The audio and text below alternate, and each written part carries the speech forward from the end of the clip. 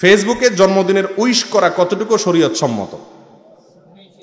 দেখেন, মানুষ যখন সুখে থাকে পেটে কত কিছু নাড়া দেয়। একটা কথা আছে না, সুখে থাকলে জিলাপি বানায় বসে বসে।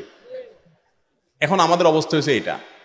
ওই চাচাদেরকে জিজ্ঞাসা করেন, মুরব্বী যারা আছে মুরব্বীদের জিজ্ঞাসা করেন, আজ থেকে 30 বছর 40 বছর আগে জন্মদিবস কাকে বলে ওনারা শুনছেনি।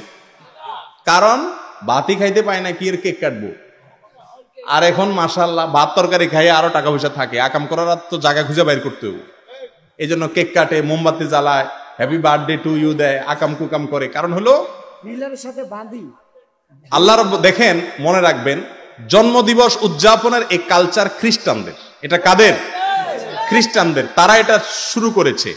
মুসলমানরা কখনো জন্মদিবস উদযাপন করতে পারে না। আরে ভাই, আপনার কোন জন্মদিবস যদি আসে, এই তারিখে আপনার জন্ম হয়েছে, সে দিনটা ফিরে আসছে, এরকম যদি হয়, তাহলে ওই দিনে তো আপনার আরো কাঁদা দরকার। কারণ একটা বছর চলে গেল আপনার আয়ু থেকে। আপনার তো খুশি হওয়ার কিচ্ছু না, এটা তো মূর্খতা। ফাঁসির আসামি, তার অমুক দিন ফাঁসি দেওয়া হবে ঘোষণা হয়েছে, এক এক দিন যায়, নতুন দিন আসে, সে কি খুশি হয়?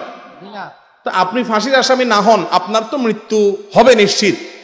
এক একটা বছর চলে গেল, নতুন জন্মদিন আসা মানে হলো একটা বছর পূর্ণ হয়ে যাওয়া। তাহলে আপনার বাজার থেকে এক বছর কমে গেল। এটা তো খুশি হওয়ার কোনো কিছু নাই। কিন্তু আমরা খুশি হই।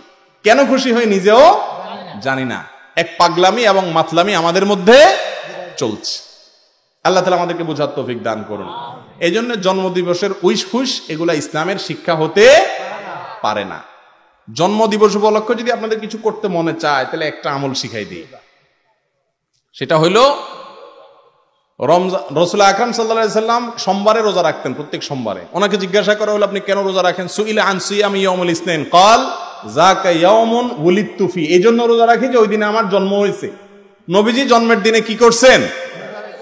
রোজা রাখছেন। যদিও আমাদেরকে রোজা রাখতে বলেন নাই, কিন্তু কথার কথা বলতেছি, আপনি যদি জন্মদিবস উদযাপন করতে খুব বেশি শখ হয়, তাহলে রোজা রাখবেন। কেক খাওয়ান তো দূরের কথা, বাতি খানা বন্ধ করে দিবেন। জি।